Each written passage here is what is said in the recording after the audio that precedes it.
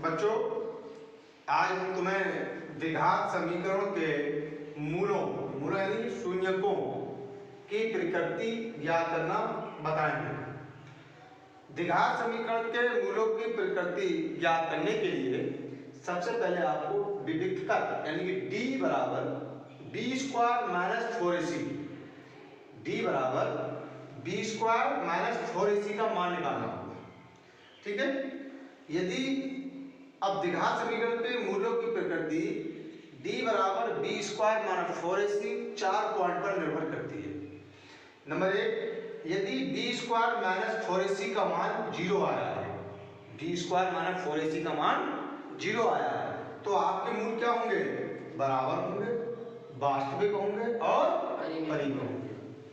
Number 2, यदि B square minus 4ac का मान पूर्ण वर्ग आया है, पूर्ण वर्ग का मतलब जिसका पूरा वर्गमूल निकलता है, इसके दो के पूरे जोड़े बनते हैं, जैसे 25 आया है या 100 आया है या 400 आया है। ठीक है, तो आपके मूल कैसे होंगे? असमान होंगे यानी अलग अलग होंगे, वास्तविक होंगे और परिमेय होंगे। नंबर 3, यदि बी स्क्वायर माइनस 4ac का मान पूर्ण वर्ग नहीं है, पूर्ण वर्ग का मतलब ये है जिसका पूरा वर्गमूल नहीं निकलता है, जैसे कि 50 है, 90 है, 500 है, तो ऐसी स्थिति में मूल असमान होंगे यानी अलग अलग होंगे, वास्तविक होंगे तथा अपरिमेय होंगे। चौथी जो कंडीशन है, माइनस 4ac का मान ऋणात्मक यानी कि माइनस में है, किसमें है? माइनस में, तो मूल काल्पनिक होंगे यानी इसका कोई मूल नहीं होगा।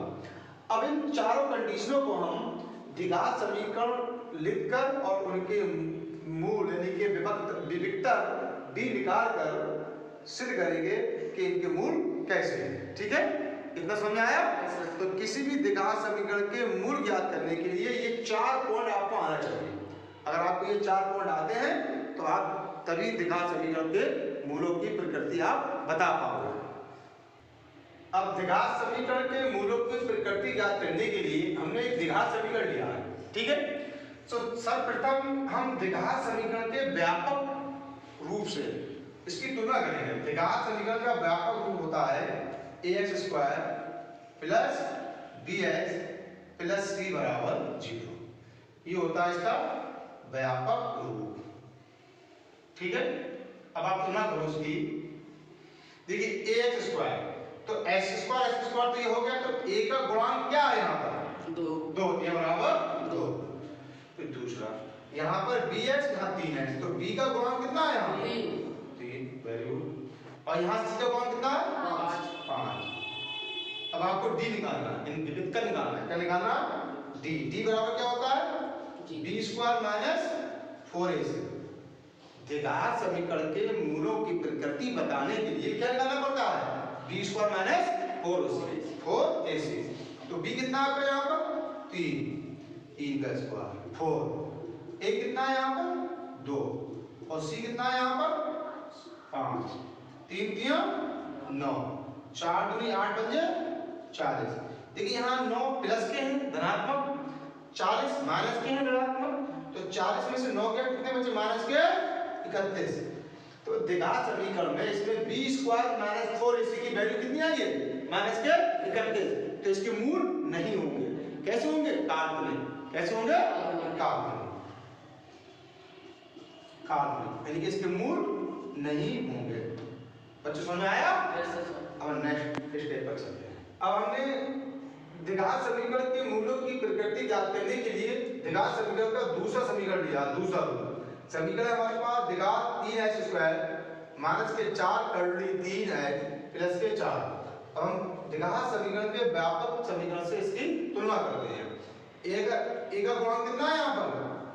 3। कस के बोलो। और b का गुणांक कितना है? 4। नहीं, b का गुणांक है माइनस 4 रूट 4 कर्ली 3। 4 कर्ली 3। और c का गुणांक कितना है? 4। ठीक, हम d निकालते हैं, यानी d बराबर b स्क्वायर माइनस 4ac। तो v की वैल्यू कितनी है? माइनस के 4 कर्ली 3 का स्क्वायर, ठीक, माइनस 4, ए की वैल्यू कितनी आई 3 और सी कितना है यहाँ पर 4, ठीक।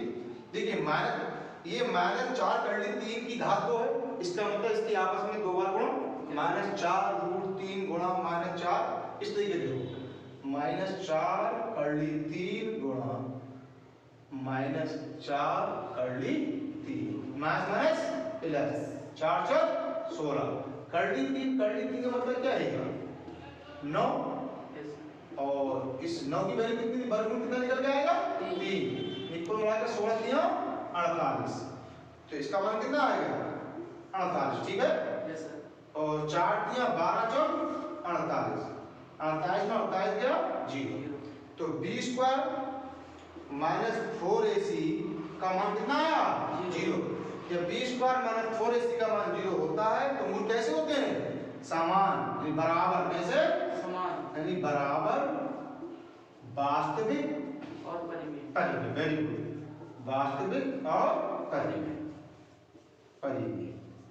बच्चों आया सुनने, yes sir, clear, yes sir, next step पर चले, यस सर, ठीक है।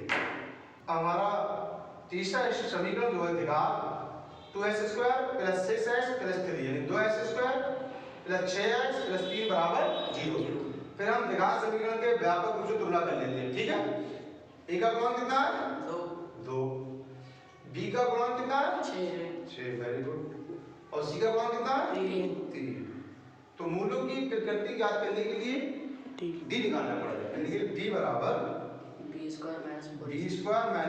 4ac की वैल्यू, तो v कितना है यहाँ पर 6 का स्क्वायर 4, a कितना है यहाँ पर 2, c कितना है यहाँ पर 3, 6 की पावर 2 है, 6 की घात 2 है, आपस में गुणा कर लेंगे 6 गुणा 6, 4 दूनी 8 दिया 24, 6 छम 36 -24 कितने बचे 12, 36 में 24 के 12 बचे, 12 बचे। अब 12 तो चूंकि 12 जो है वो पूर्वक संख्या नहीं है, कैसी है पूर्वक संख्या नहीं है, तो यानी कि b² - 4ac = 12, धनात्मक तो है मगर पूर्वक नहीं है, तो जब पूर्वक नहीं होती तो मूल कैसे होते हैं असमान, अलग अलग, असमान, वास्तविक